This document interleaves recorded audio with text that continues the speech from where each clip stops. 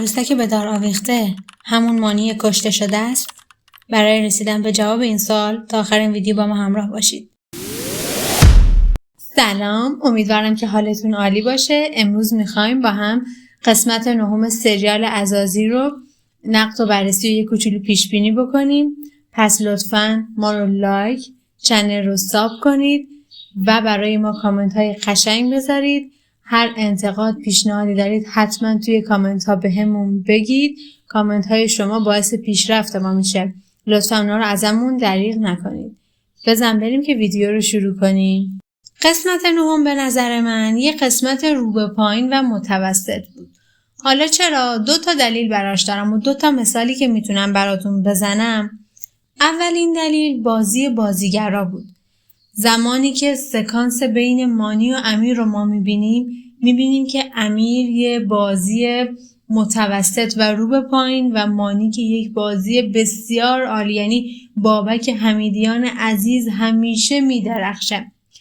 اما خب به نظر من باید به بازیگرای تازه کارم جای پیشرفت و جای خودنمایی بدیم تا بتونن به بازیگرای بهتری تبدیل بشن. ولی خب این بالا و پایین بودنه توی این سکانس خیلی تو ذوق میزنه. دومین دلیلم خورده به کارگردانیه. کارگردانیش یه جاهایی بگیر نگیر داره. یعنی ما توی سکانس هایی متوجه میشیم که کارگردانیمون چقدر استاندارد و بر پایه ژانر و قصه داره میره جلو، اما یه جاهایی احساس بیرون زدگی میکنیم. به عنوان مثال بازم برمیگردم به همون سکانسی که بین امیر و مانی بود. یه زوم های عجیبی میبینیم که معلومه این زوم ها مال دوربینه که باعث میشه من مخاطب احساس کنم یک کارگردانی پشت دوربینه. و دقیقاً یکی از مهمترین چالش هایی که همه کارگردانا توی هر صحنه‌ای باهاش رو در رو میشن اینه که دوربین نباید جوری تنظیم بشه و اون پلان رو ضبط بکنه که مخاطب احساس کنه و بفهمه که کارگردانی پشت دوربینه. به اصطلاح دوربین باید توی قصه ما غرق بشه. نکات منفیش رو گفتیم، بی انصاف نباشیم و نکات مثبتش رو هم بگیم. فلشبکش واقعا خوب بود و اون غافلگیری و هیجانش رو من دوست داشتم و بهم چسبید. فلشبک خیلی چیزا رو برامون روشن کرد. اینکه مانی پدر امیر نیست و این احساس بی‌تفاوتی که گاهی مانی نسبت به امیر داشت کاملا علتش برامون روشن شد. یه نمونه‌شو ما توی فلشبک قسمت 7 میتونستیم ببینیم و الان توی این فلشبک علتش رو متوجه شدیم. کلاً فلشبک های این سریال خوب و جمع و جور بودن و اطلاعات و دیتای کاملی رو بهمون میدادن.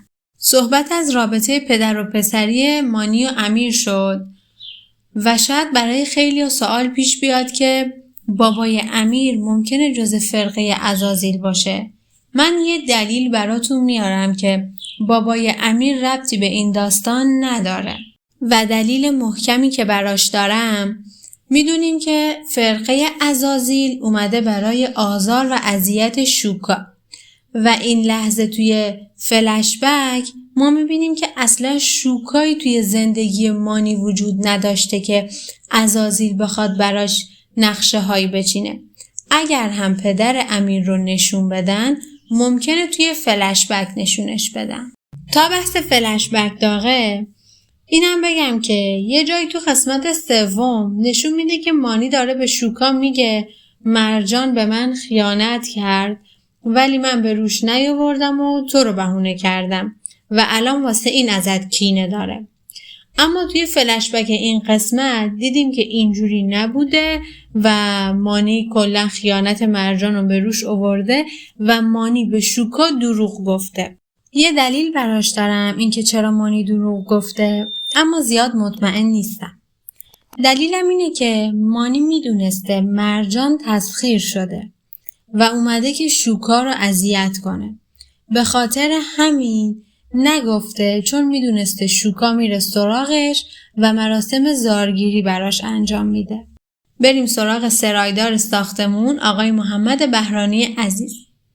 2 فکت دارم براش که سرایدار ساختمون آشپز عزازیله.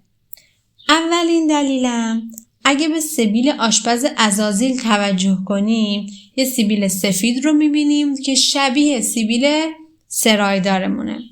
دومین دلیلم سکانسیه که توی این قسمت ما از آشپز عزازیل میبینیم وقتی وارد اتاقی میشه که تسخیر شده های عزازیل اونجا هستن و دارن غذا میخورن.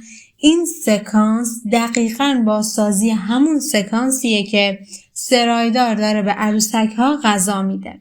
یه فرضیه‌ای که وجود داره اینه که اگه این سرایدار ما آشپز عزازیله چطوری هم توی اون سوله است همینجا توی این ساختمون سرایداری انجام میده.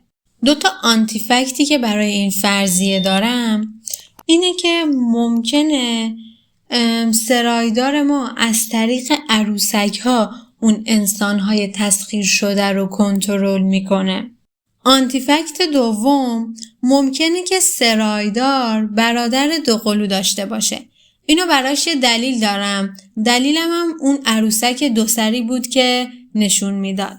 اگه شما راه حل و فکتی برای معمای سرایدار و آشپز دارید حتما توی کامنت ها به همون بگید. خب برسیم به مهران که نقشش رو آقای بهرنگ علوی عزیز بازی میکنه. اما قبلش میخوام یه سوتی از فیلمنامه و سریال بهتون بگم.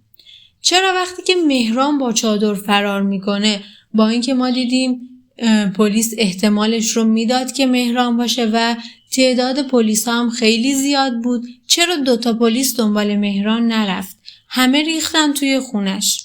برای کش دادن قصه لطفا مخاطب و احمق فرض نکنیم. اما توی این قسمت 100% معلوم شد که مهران فقط حمال و پادوی عزازیله. چرا؟ چون زمانی که میاد پیش پیرزن همسایه فقط از پول حرف میزنه. میگه اگه وضعم خوب شد فلان میکنم، اگه وضعم خوب شد بهمان میکنم. حالا چرا اصلا مهران فرار کرد؟ به نظرم از اون جایی که مرجان الان فراریه احتمالاً رفته سراغ مرجان تا براش یه جای امن پیدا کنه و اونو ببره به اونجا. بریم سراغ استاد شوکا که نقشش رو آقای علی مصطفی بازی میکنه. این استاد شوکا نه برام سفید میشه نه برام سیاه میشه. واقعاً 50-50 و بین 2 ساید موندم. از طرفی میگم بعد اینکه مانی چاقو خورد زودی با شوکا تماس گرفت و از همه چی اطلاع داشت و گفت دارم میام تهران و ما میدونیم که گروه عزازیل هم دارن جابجا میشن. از طرف دیگه میگم ممکنه که فیلمنامه داره ما رو گول میزنه. اما براش یه فکت هم دارم که ممکنه که سفید باشه. دلیلم هم براش اینه که خونه استاد شوکا همون خونه‌ایه که مرجان رو توش نگه می‌داشتن. آیا گروه عزازیل انقدر احمقه که نفر اول تسخیر شدهش یعنی مرجان رو که در تقابل با دشمن اصلیشه یعنی شوکا توی خونه خودش نگهداری کنه؟ نظر شما چیه؟ خب بریم سراغ پیشبینی سکانس آخر که 2 موقعیت داشتیم. شوکا که توی خونه بود و منتظر نیروی عزازیل و مانی که توی بیمارستان بود. به نظر من عزازیل نمیره خونه پیش شوکا که حالا پلیس ببینتش و همه چی لو بره. چون توی این چند قسمت دیدیم که همش عزازیل میخواست یه کاری کنه که شوکا گیر بیفته و برای پلیس مشکوک بشه. اگه هم 1% عزازیل بره سراغ شوکا ممکنه که رویا بره که جسم نداره و فقط روحشه. حالا بریم سراغ مانی که توی بیمارستان بود. یه جا دیدیم که توی بیمارستان یه سایه‌ای رد شد که این نشون دهنده اینه که نیروی شر اونجا حضور داره و مانی یا ممکنه توسط عزازیل کشته بشه که فکتش هم اینه اون عروسکی که به دار آویخته شده بود، اون شام آخری که همش به شوکا میگفت نکنه این شام آخرمون باشه.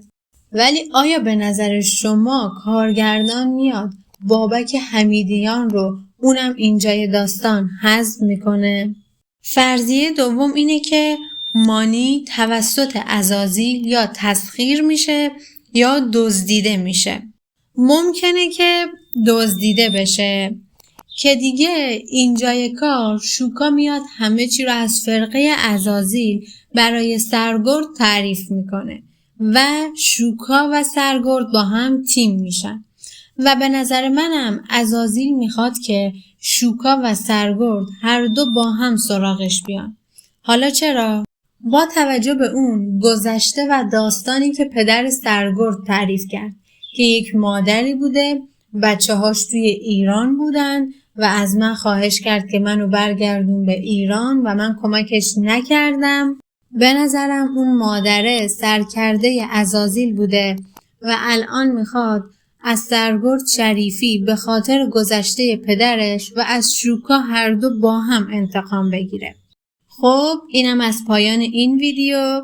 امیدوارم که اون رو دوست داشته باشید. اگه خوشتون اومد حتما لایکش کنید و چنل رو ساب کنید و ما رو به دوستانتون معرفی کنید.